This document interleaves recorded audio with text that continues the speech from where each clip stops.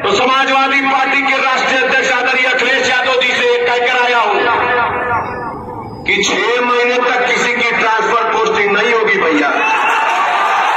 जो यहां है वो यहां ही रहेगा, पहले हिसाब किताब होगा, उसके बाद उनके जाने के सर्टिफिकेट पर मुहर लगाया जाएगा। हमने कहा जिसके साथ लाखों करोड़ों बाहों का बल हो वो बाहुबली नहीं तो बाहुबली करेगा। हम हैं, हमें इससे कोई गुरेज नहीं है।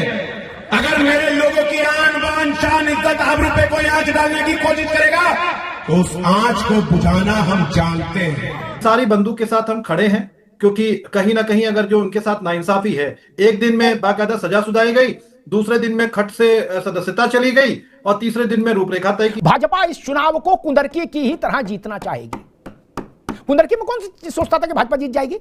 70% मुसलमान था, 70%।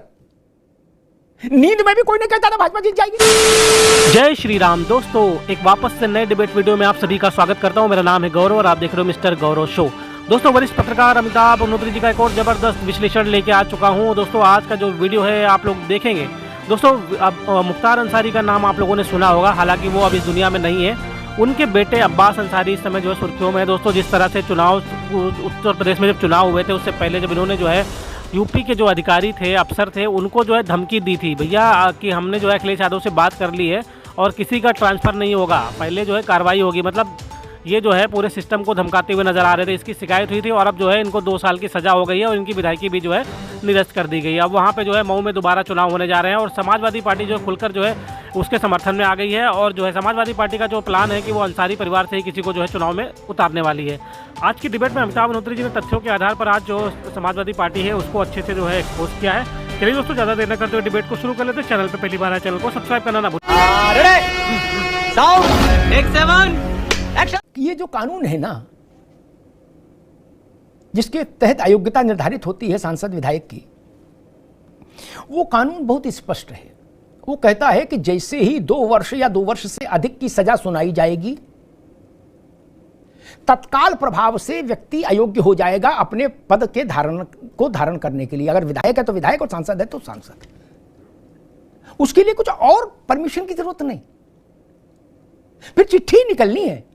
अयोग्य तो वो तत्काल घोषित हो गया। जैसे ही कोर्ट ने प्रोनाउंस किया जजमेंट, वैसे ही संबंधित व्यक्ति अयोग्य हो गया। सारी बंदूक के साथ हम खड़े हैं, क्योंकि कहीं ना कहीं अगर जो उनके साथ नाइंसाफी है, एक दिन में बाकायदा सजा सुनाई गई, दूसरे दिन में खट से सदस्यता चली गई और तीसरे दिन में रूपरेखा तय की जाएगी। बहुत सारी चीजें हैं, हमको देखना पड़ेगा, समझना पड़ेगा। भारतीय जनता पार्टी के किस देहरादून में आप देख लीजिए, सजा हुई और सदस्यता समाप्त करने के लिए कितने दिन का प्रोसेस लिया गया, कितना क्या है, या इस पे मैं नहीं जाऊंगा, क्योंकि भारतीय जनता पार्टी है, सत्ता में है भाई, तो सत्ता में वो कुछ भी कर सकती है, किसी भी रूप में जा सकती है। कब सदस्यता समाप्त करनी है, कब नहीं समाप्त करनी है, ये तो वो अच्छी तरीके से जानते हैं। किस पार्टी के विधायक के ऊपर देखना है, किसको नहीं देखना है, तो भारतीय जनता पार्टी तय करेगी रूपरेखा, ये कोई और तय नहीं करेगा। चाहे छुट्टी है तो उसमें ताला खुला करके सदस्यता समाप्त कर दी जाए, चुनावों की घोषणा कर दी जाए, भारतीय जनता पार्टी तय करेगी, विपक्ष तय नहीं करेगा। क्योंकि विपक्ष के पास आजादी नहीं है। विपक्ष के पास आजादी सिर्फ इतनी है कि जनता जनार्दन के मुद्दों पर बात करेगी, इंसाफ के लिए लड़ाई लड़ेगी, जो हमारा कर्म है, जो हमारा धर्म है, हम सिर्फ इसी पे बात करेंगे। क्योंकि खाता ना भाई, जो भारतीय जनता पार्टी और उनसे जुड़े लोग कहते वो ही सही। एक बड़ा दुर्भाग्य रहा है कि मऊ ने जिस तरह से अंसारी परिवार को झेला है, आपको याद होगा मुख्तार अंसारी खुली जीप में और पिस्तौल लहराते हुए चलते थे और मऊ का दंगा लोगों को याद होगा, और गाते चलते थे, अरे दीवानों मुझे पहचानो, कहां से आया, मैं हूँ कौन, मैं हूँ डॉन, मैं हूँ डॉन। लोगों ने, पूरे पूर्वांचल के लोगों ने, प्रदेश के लोगों ने देखा। फिर उनके बेटे ने जिस तरह की अनर्गल भाषा बोलने का काम किया, वही भाषा तो आजम खान भी बोलते थे, और जिस तरह से धमकी देने का काम किया है। बधाई देना चाहता हूँ एमपी एमएलए कोर्ट को, इस तरह की बदजुबानी करने वाले लोगों के खिलाफ कोर्ट ने सजा सुनाने का काम किया है, निश्चित तौर पर बधाई के पात्र है। और सबसे बड़ी बात है, उत्तर प्रदेश की जनता का न्याय में, कानून में विश्वास बढ़ा है कि निश्चित तौर पे एमएलए होगा, कोई एमपी होगा, बड़ा से बड़ा भी अगर कोई होगा, इस तरह अनर्गल बात करेगा तो निश्चित तौर पे उसके खिलाफ कार्रवाई होगी। अमिताभ जी, मैंने पहले भी इसीलिए कहा कि भारतीय जनता पार्टी जो कह दे, खाता ना बही, भारतीय जनता पार्टी जो कह दे वही सही। क्योंकि जब ये बात कर रहे थे कि अब जब मऊ में चुनाव होगा तो जनता इंतजार करी, रामराज होगा, तो मुझे याद आ गई अभी आज की, तकरीबन आप तो इस चीज घटना को जानते ही हैं कि अभी झांसी में एक वीडियो वायरल हुआ और जो दैनिक भास्कर ने भी चलाया, जो बोरे में लाशों को डाल करके फेंका जा रहा था। ये बाकायदा भी 42 मिनट पहले की होगी, हो सकता है अशोक जी की जानकारी में हो सकता ना हो। तो यही तो रामराज है। उत्तर प्रदेश की जनता ने इनको अपने सर माथे का ताज बनाया और इन्होंने जनता को दिया ये रामराज, जहां पे बोरे में भर करके लाशों को फेंका जा रहा है। झांसी की घटना, तो आप मऊ को भी वही बनाना चाहते हैं। जिस जगह पे आप अंसार जी के किसी भी किरदार, किसी भी व्यक्ति के दो किरदार होते हैं। एक तरफ आप एक व्यक्ति को माफिया मानते हैं, और दूसरी तरफ दूसरे व्यक्ति जो उसको मसीहा का नाम देते हैं, उस पे भी आपको ध्यान देना पड़ेगा।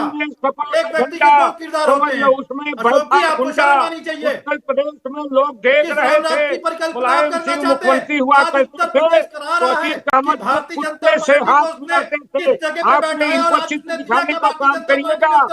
आज उत्तर प्रदेश में अपराधी है क्योंकि योगी शासक जाग रहा है, इसमें कोई दो राय नहीं है। मुझे ऐसा लगता है कि इस सीट पर, मऊ की सदर सीट पर, नावेद भाई शायद मेरी बात से सहमत हूं कि सुभपा का कोई लेना देना नहीं रहेगा ना इस गठबंधन से। ना राजभर से कहा जाएगा आप साइड होइए, आप इस सीट पर दूर रहिए, और भाजपा ये कोशिश करेगी कि मुख्तार की छाया इस इलाके से खत्म की जाए। उसके लिए साम दाम दंड भेद जो भी करना हो भाजपा करना चाहेगी। भाजपा इस चुनाव को कुंदरकी की ही तरह जीतना चाहेगी। कुंदरकी में कौन सी सोचता था कि भाजपा जीत जाएगी? 70% मुसलमान था, 70%।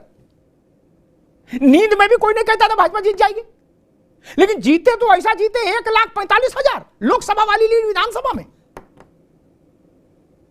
इसलिए मुझे लगता है लड़ाई बड़ी होगी, और उस बड़ी लड़ाई में ओम प्रकाश राजभर को पीछे आना होगा, भाजपा के पीछे खड़ा होना होगा।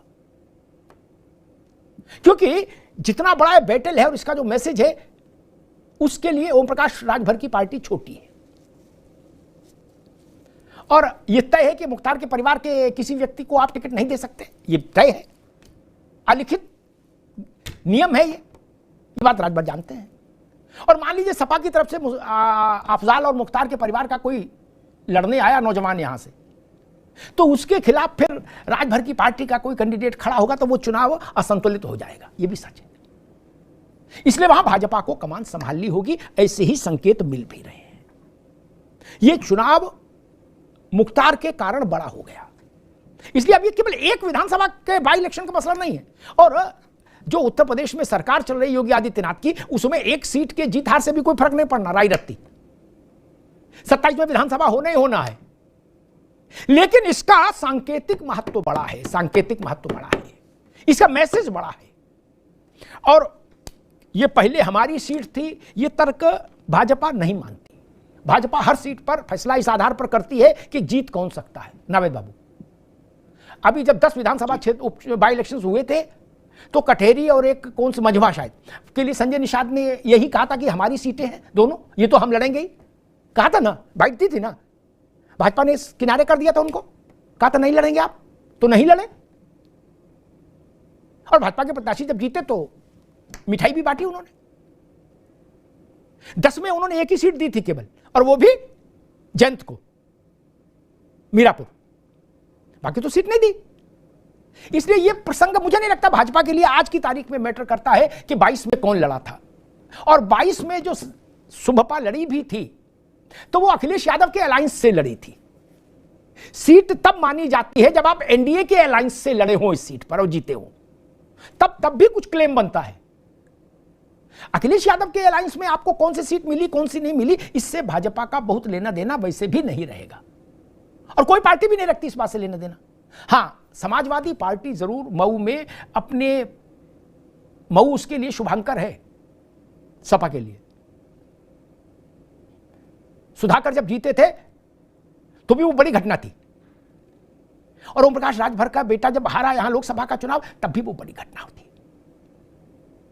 इसलिए मुझे लगता है कि समाजवादी पार्टी अपने उस ट्रेंड, उस रिकॉर्ड को, ट्रेंड को मऊ में कम से कम बना के रखना चाहेगी। अभी तो बहुत पानी बहना है, लेकिन संकेत यही है कि समाजवादी पार्टी मुख्तार के परिवार पर ही एक बार फिर से दांव लगाना चाहेगी।